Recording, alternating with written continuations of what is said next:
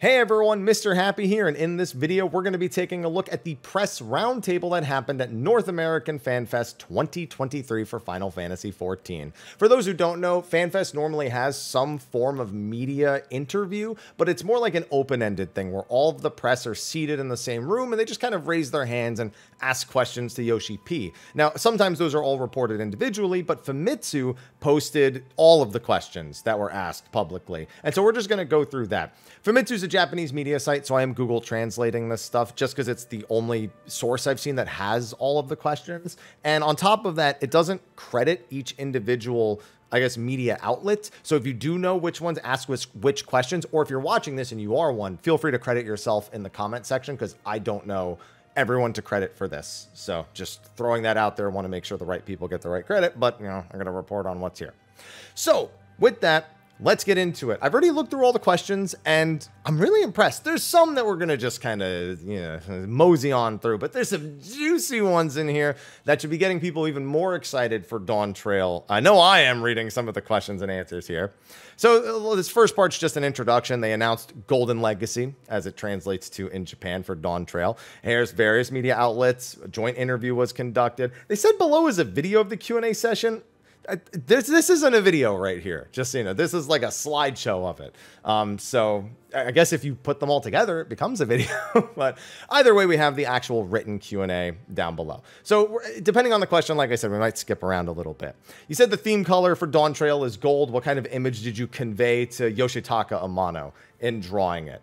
So it's like, yes, this is an interesting question if you want to learn more about kind of the background of it, but we're going to focus more on the gameplay elements for what's coming out of this Q&A. But Amano, Amano artwork is always good. As a Final Fantasy fan, we live and breathe the Amano artwork, and I like Dawntrail's one. Although it does kind of look like when I look at it quickly, it looks like a Star Destroyer. I think I just ruined that for some people. It's a Star Destroyer with a rainbow, but it looks really nice. Yeah, we have it right here. See, you see it, right? You see it, like I see it at the very least. But yeah, specifically, I know that for this, the detail was wanting to have the rainbow in the back, which is very different from Amano artwork. But, he went with it, and it turned out pretty good in the end. So Dawn Moon Finale is Endwalker. This is just saying, do you already have an idea of how big the new story will be and how many expansion packs will be involved?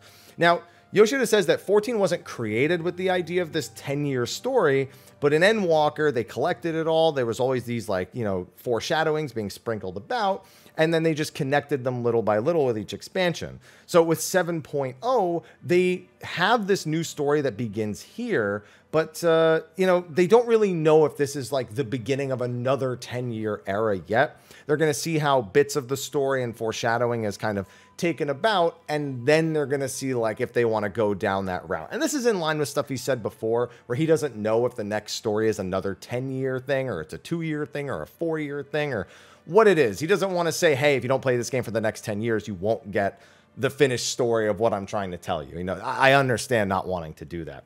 Now, of course, he can't tell us about any other expansions yet. Dawntrail is not going to be out for probably another year, but he has ideas for 2 more expansions in his head. He's 50 now. He'll be 51 when Dawntrail comes out, but by the age of 60, he thinks he'll be able to release 3 more expansion packs. Now, I'm assuming he means 3 more after Dawntrail, so in that 9-year period. The fact that he's already talking about how the game will be when he's 60, I mean, it's in line again with other things he said. At FanFest, he said, I will work on this game till the day I die, and maybe even after that. I think it's a little excessive to say right now, but I appreciate the gusto. And then he even said he can't wait to celebrate the 20th, 30th, and 40th year anniversaries because it's the 10th anniversary for Realm Reborn now. My man is just thinking forever in the future for this game. So always good to see that and that enthusiasm and that excitement to keep bringing things forward. And then we have when creating regions in Dawntrail where there's specific cultures, they use as motifs. They said the answer is yes, but they think that people will naturally figure that out as they unveil more information and as they see new locations. We can already see the Mesoamerican stuff in here, and we can see the New World has other areas, stuff that might be more reminiscent of the North American native tribes, and you have the South Sea Isles, which we don't really know a whole lot about just yet, but based on the way that the world is constructed and how they've done things in the past, you can start to put together some ideas of how those things are going to work. Is there any way in Dawntrail to allow players who left and returned to enter the new areas? How do you get the knowledge you need for Dawntrail without being overwhelmed by all of the story that came before it? Now, this is something that Yoshi P gets asked all the time. Like, there's so many expansions. There's so much to catch up on. What do we do? Now, he acknowledges something we already have in the game that they added a while back that we know they are looking to expand upon. And that's the compendium that we have that gives us like brief explanations of stuff. So they've been adding stuff to that, and they're going to try to add all the character lore and world setting up to 6.0 in that. As we predicted, this was not confirmed until now that they were planning on doing everything like that, because we've only been getting really new entries into it. And we are preparing to skip up to 6.0 and start your adventure from 6.1. So it does seem like they are actually planning the whole start the game from 6.1 instead of starting from 2.0 idea with the brand new adventure. Now, the idea is that you have all this background stuff and that you can learn about what happens before, but you're not going to be forced to. Now, to be fair, that's what it reads like. They could just be talking about the level skip and the story skip, which we can already purchase and will take us there once the next expansion comes out. That's entirely possible, but especially because it says skip up to 6.0 and start the adventure from 6.1. So the language is a little ambiguous here, but he has talked about doing this kind of thing in the past. So whether it's the actual purchasable skip or a new starting point style skip, that's the question that needs to be answered. He says that it's rather than saying watch from season 6, I think it would be more natural to say it's easier to watch and it's easier to catch up, so it's starting with season 1. Therefore, we are preparing for it, but we are still unsure whether to actually implement it as a measure in 7.0. So if this is the proposed new starting point skip that people have been wondering about, it may be in 7.0, it may not. They are still discussing it, so we shall see in the future. This is just talking about how the devs are treated like rock stars at FanFest, and he says it's not really something that he thinks developers need to do. It's just that as an MMO, there's that connection between the community and the devs, and that it allows them to connect and make a better game. It makes the huge service more interesting and enjoyable when they treat it the way that they do. On top of that, how do you feel about being asked for pictures? How did the devs feel like being asked for pictures? And Yoshida says he's super grateful. He loves to take pictures. He's been hugged. He's been photographed. He's signed things. He take pictures with these giant groups of people and then see the pictures online and see people, hiding their faces but leaving his face. So he's saying he loves it. He loves the interaction with the community. The most impressive experience you've had working on 14, and he's answered this several times before. He even says that here. The former 14, the registration line. Yeah, so it's funny because he talks about the registration line at the previous Final Fantasy FanFest, at the very first one. But he specifically talks about how, he walks through and everyone was stopping him and thanking him despite this terrible 7-hour line that we had back then. But it's funny because lines became back massively in force for this FanFest, and apparently it was a really big problem. So it's funny that kind of is a memory that aligns with his, because apparently it was kind of a problem again. I heard registration moved quick, but the actual event lines and the way that was all coordinated, I heard from attendees, it could have been done better, a lot better. Now we get into some real meaty stuff. A matching system across all regions is difficult, but under consideration. That's the headline. Let's see where it goes. Now that 14's been around for 10 years, how do you handle feedback? And he says it's a little tough because you need to strike a balance between being a gamer himself and, listening to the Final Fantasy 14 players. If the development team focuses only on the game now and they do too much to kind of ease it into certain ways, then it may be disrupted in the future. But if they make it too hard, it goes the other way. So to prevent this from happening, my job is to decide whether this should be fixed immediately or it's not something that should be prioritized now. So he says that that's probably the most important thing. That's how he prefers to build the game. It's a lot of weighing what should happen and what needs to eventually happen or what doesn't need to happen. And it's just, overall, he just kind of says that it's a tough thing to do to strike the balance with the feedback. Any plans for a crossover between 14 and 16? We already had this confirmed, but we now have a timeline for the announcement confirmed. Mr. Yoshida has spoken with the producer, Yoshi P has spoken with the producer of Final Fantasy XVI, Mr. Yoshida, who has the same name as him. He has a general answer, but he hopes to announce something by the end of the year. May I point your attention to one EU FanFest? It seems like this can go on our bingo board of EU FanFest predictions because the man has said it himself. I predicted that they would use the 16 collaboration as one of the means of filling the void before Dawn Trail comes out next summer, along with the Fall Guy collaboration that was confirmed, and probably returning collaborations like 15, Dragon Quest 11, and maybe even Yokai, who knows? I suspect there will be a lot of that in the months leading up to our Dawn Trail wait, so please look forward to that, learning more about that later this year. As 14 continues to expand, how will you take the time it takes to catch up with the story and make it easier for new players to get in? Kind of similar to what we just had. They do a lot of fine-tuning to everything. They got through this question real quick. You know, content supporters are updated a lot, the duty support, and they always do, you know, changes to item level and whatnot, just to make it quicker to get through old content. It's kind of similar to the context of the other one. So now they ask about, you know, when October comes around, all of the main scenario dungeons will have been, quote, fixed. And they'll have fixed a lot of the old MSQ and just made adjustments to anything. And all Yoshida does here is he answers the question, like, how do you decide, you know, what actually goes on when you're looking back? Is there anything you wish you had kept that you have removed? I know there's some quests from the Ramuh-ish section that are quite funny that people do miss. And of course, Glib is gone. So that's always a big thing for people to consider. But on Yoshida's side, he really just talks about the nitty-gritty of it. You know, one of the quests that are easy for players to leave, we need to chase them in terms of data. The second is to omit what we actually played and felt was superfluous as a game experience. The third is to review the data of all the NPCs, recheck which NPCs speak which quests and which lore, and delete the ones that say this character doesn't have to be here. The third task was the hardest. Yeah, I can imagine, because if you delete the wrong thing that an NPC says, that dooms you. If you just, one wrong thing gets removed and an entire sequence that's later in the game, the context is completely lost unless you were playing at the time. This happens with 1.0 stuff occasionally. Aloha, I'm in the middle of something right now, pal. Come on. So yeah, I mean, that should obviously be the hardest thing.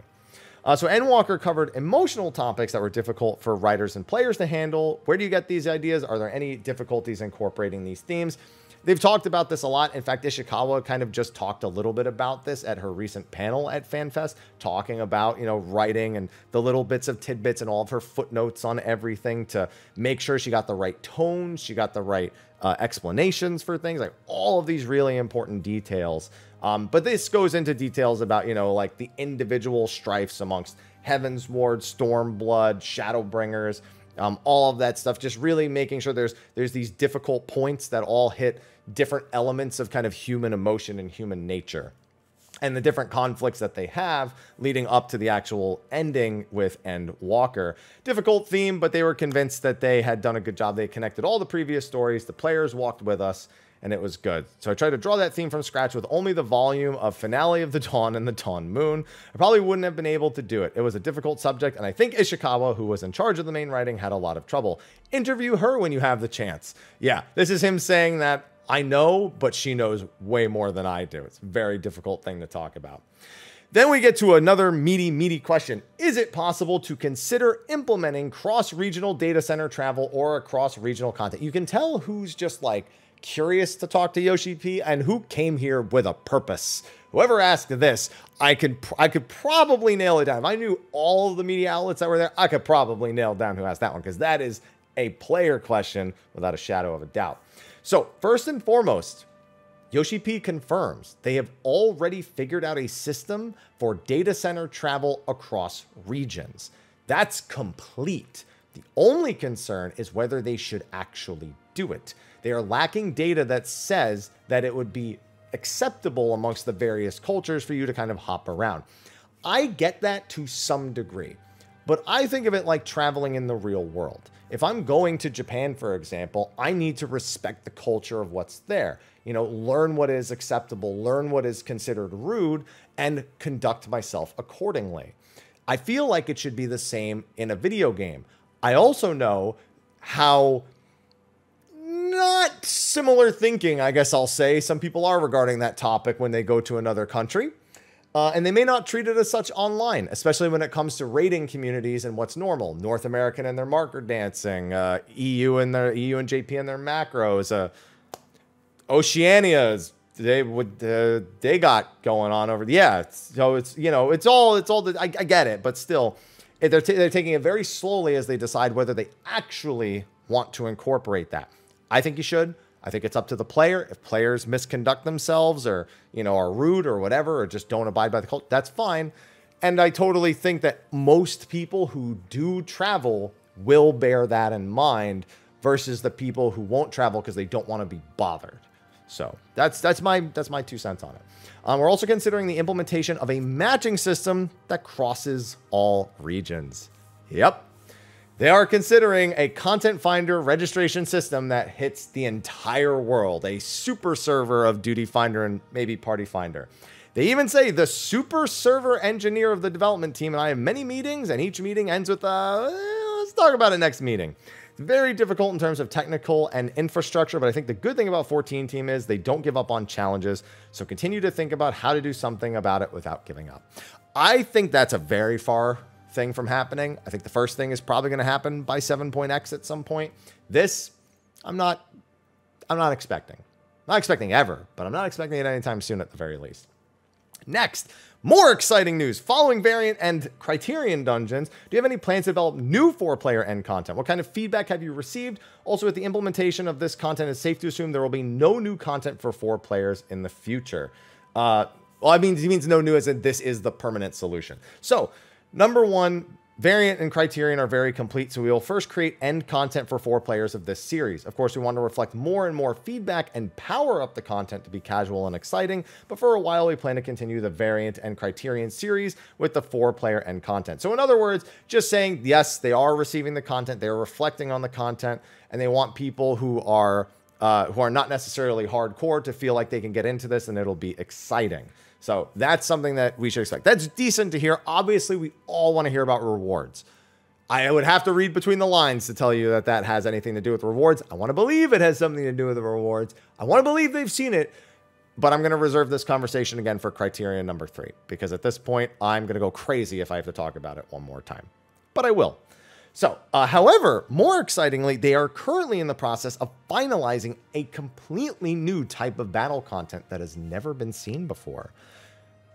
Let's wait and read the rest. As for large-scale games that use the entire area, such as Bozja and Eureka, we are discussing what to do next with the series, and we plan to take on new challenges. For Variant, please look forward to the letter from the producer live tomorrow to learn more about the next one. So, we have a few big things there. 1, a new type of battle content we've never had before. Now, we were kind of teased about this in the letter from the producer. In the opening keynote. They said they had new plans for deep dungeons. That's exactly what it said on the slide. However, they said that they are exploring other options for new types of battle content there, and so that one's kind of, not all the way settled, but they are currently discussing plans for deep dungeons and whatnot and what to do. And then, of course, they are also still discussing what they want to do for large-scale content. So it sounds like we might not only get Variant and Criterion, we might not only get our new Ultimates, our new Savage, our new Alliance Raid, we may potentially get something brand new, and we might get that large-scale area that was missing from Endwalker, that they diverted attention away from to do things like Variant Criterion for the first time, to do things like Island Sanctuary for the first time. On top of the lifestyle content we're getting, it's a lot of potential promises without hard committing to all of these things. So don't be surprised if you don't actually see these things, but don't be surprised if you do see these things either. Keep an open mind and keep an open heart. Keep a lot of hope and copium in that heart. Now, this question I love because this has been asked before. This person wants to see Final Fantasy I purchased and placed as a housing furnishing. I think I've been saying this for ages too. Being able to play the first game in the franchise, sell it on the MOG station, put it in the game, and let people play it. This has been asked before, and apparently it's been very difficult. They've been taking on this challenge for about the last 18 months. The Pixel Remastered version came out, so I tested it because I thought it would be nice to be able to play with Gold Saucer and housing. The Pixel Remastered version runs on middleware. If you want to run that middleware in 14, you need to create a system in 14 that runs middleware and then run the Pixel Remastered version. In order to make the game work, you need a very mysterious mechanism like loading another game and installing a system for it. Yeah, so I understand what he means. I know a lot of people don't, but essentially you can't just go from 14 to 1. You need a launcher somewhere in between. So imagine opening 14 via launcher to open the game, to open a launcher, to open another game. Essentially, Pixel Remaster is built to do that. We wouldn't go so far as to say it's genius, but there are 2 more super programmers, and he may find some way around it. So if you want, and by the way, he wants the Pixel Remaster. He doesn't want the original game like I think the person was suggesting. So, if you want to run the Pixel Remastered version in 14, I hope you will apply to Square Enix after reading the article. So he's hoping more people would help. He's half joking, half serious, of course. Apply for a job. But since they operated as a theme park, he definitely wants to do this. You know, he wants stuff like Final Fantasy 1. He even mentions Final Fantasy 4 through 6. The volume, if this is realized, if you can sell it at the MOG station instead of for free, please write the paid part in the question firmly so that people don't say, Yoshida, don't lie. In other words, he's saying that he wants people to request specifically to Square that they can purchase it and play it in Final Fantasy XIV in particular as a MOG station item or as some sort of service to the game versus something like Steam. I think they would be smart to do this because they would keep all the money. Like, not give Steam any money, not give whatever platform. They keep all the money. Well, sort of. I mean, I guess there are other difficulties potentially with, you know, if you're playing on PlayStation or soon to be Xbox, etc., etc. But either way, I think you know what I mean. So hopefully they do as well. But they are exploring this more.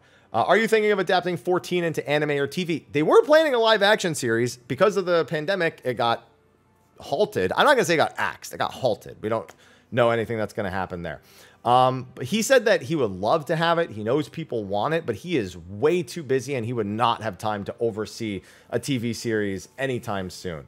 But there's tons of requests for it. Fans are always asking. He's not in a position to talk about it. You know, if 14 were to develop it, it would be great. They can make it into a film. They have to make sure that it protects the image of the game that the players have and not ruin it.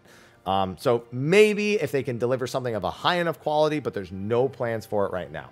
And that was the final question in the roundtable. Again, if you are one of the media outlets that asked one of these questions, please put yourself in the comment section below. I don't remember if YouTube lets you technically post a link. I think it might have an anti-spam measure, but just say the name of the article, or even if you find it online, please put the name of the article in the comment section of the video below, or the Twitter post or whatever, just some way of finding it so we can properly credit who asked what in this roundtable that we have. But an excellent press roundtable with just as much kind of fluff questions as really meaty new information worthy of a fan festival questions. Glad to see it. Not asking about brothels this time. Anyway, that is going to be a wrap for this video. Be sure to like, favorite, subscribe, and share for more stuff on Dawntrail, and I will see you in the next video.